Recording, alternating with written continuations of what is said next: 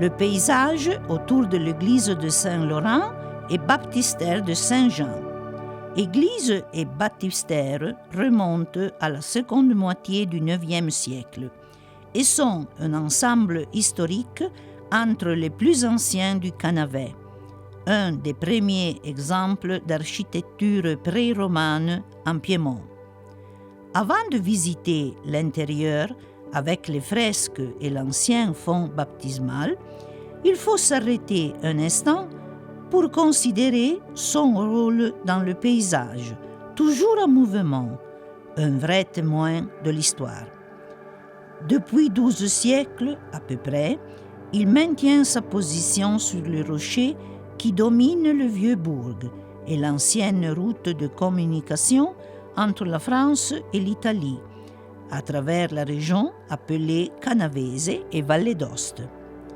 Encore maintenant est très vif le lien entre le complexe monumental et le paysage d'antan. En origine, l'église et le baptistère n'étaient pas unis parce qu'ils étaient bâtis sur différents niveaux du terrain. On ne peut pas oublier la grande force symbolique pour les premiers chrétiens des lieux de culte élevés, en haut sur la plaine. Ils fournissaient abri, défense, mais aussi repos. C'était le but final de tous les peuples, symbole de l'éternité et de la paix finale.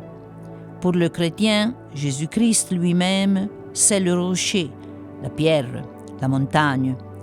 En effet, c'est sur le mont des Oliviers que Dieu fera résurgir les morts à la fin des temps.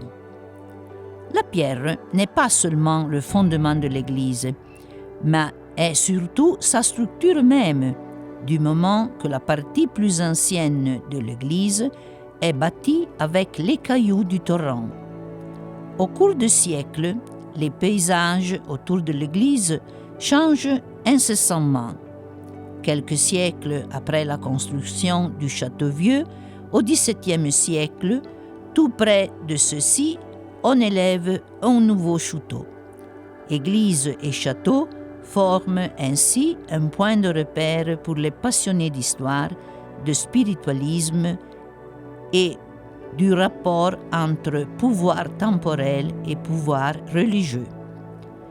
Dans leur longue histoire, églises, châteaux et vieux bourgs au pied du rocher ont été témoins d'événements catastrophiques, tels inondations et glissements de terrain. La proche église de Notre-Dame de Grâce a été bâtie en 1666, en offrande votive après une terrible inondation.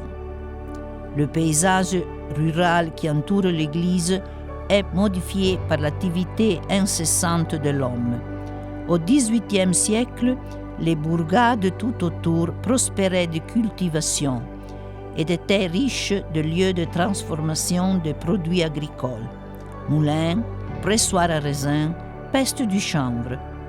À cette époque-là, propriétaire du château et de nombreux vignobles qui encadraient les bâtiments de l'église et du château était le comte Laurent Setto. Jusqu'à 1661, la paroisse de Settimo Vittone avait son siège à Saint-Laurent. Et bien que depuis cette date, la vie religieuse s'est déplacée vers la nouvelle église de Saint-Andrea, à l'entrée du pays, pendant bien d'années, la procession de la Via Crucis terminait à Saint-Laurent.